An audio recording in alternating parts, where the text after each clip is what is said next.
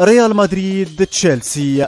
من ثلاثية ستانفورد بريدج بلندن إلى جحيم سانتياغو برنابيو بمدريد، ومن ثأر حامله أدرك سلفا أن ضريبته ثقيلة على عاتقه، وساع لرد الصاع صاعين وإثبات صحوته وتفوقه، بين حامل لقب البطولة الأغلى في القارة العجوز وحامل الرقم القياسي في عدد مرات التتويج بالمسابقة ذاتها، يتحدد صراع الألوان الزرقاء والبيضاء في ليلة حسم هوية المتأهل رسميا إلى المربع الذهبي. بهاتريك النجم الأول لريال مدريد كريم بنزيما عاد الملوك بانتصار ثمين ذهابا في ليلة الثأر تحت المطر، عندما خضع ضباب لندن لجبروت ملوك أوروبا، ولاح بعده فجر السطو على أحلام البلوز وإجهاض أمان الحفاظ على اللقب.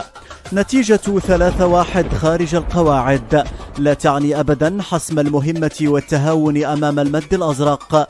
كتيبة المدرب الألماني توماس توخيل ستدخل لقاء العودة وعينها على قلب الطاولة على أصحاب الدار بمبدأ الكل في الكل، ما سيخفف نسبيا من اللعب تحت الضغط، سيما وأن تشيلسي يعرف جيدا كيف ينوع في خياراته الهجومية نظرا لجودة النجوم الذين يزخر بهم النادي اللندني. عبر كثيرة قدمتها السنوات القليلة الماضية في أخذ الحيطة والحذر في مباريات العودة مهما كانت نتيجة الذهاب، وأن أي خلل في طريقة إدارة المباراة سيقود لا محالة إلى ما لا تحمد عقباه.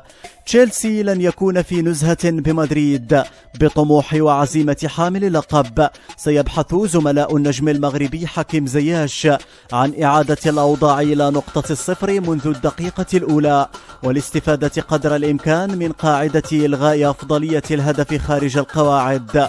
من جهته ريال مدريد الذي سيفتقد لخدمات صخرة دفاعه البرازيلي ديرميليتاو بسبب تراكم البطاقة الصفراء، سيستنهض خبرة السنين في المسابقة الأوروبية لامتصاص حماس الضيوف وبسط أسلوبه بدقة بالغة لتفادي عنصر المفاجأة الذي سيجعل المباراة تتخذ مجرى آخر على غرار سيناريوهات عديدة خانت فيها الأرض أصحابها وأكرمت الضيوف بنيل المراد. على رأس أبناء القلعة البيضاء حكومة نالت إشادة عالمية بالإجماع، بل باتت منهجا يدرس في علوم التدبير والتسيير وإسعاد الشعوب. كريم بنزيما وكريم الجود والعطاء على المستطيل الأخضر أمام مهمة الإجهاز كليا على خصمه وإنهاء ما بدأه ذهابا.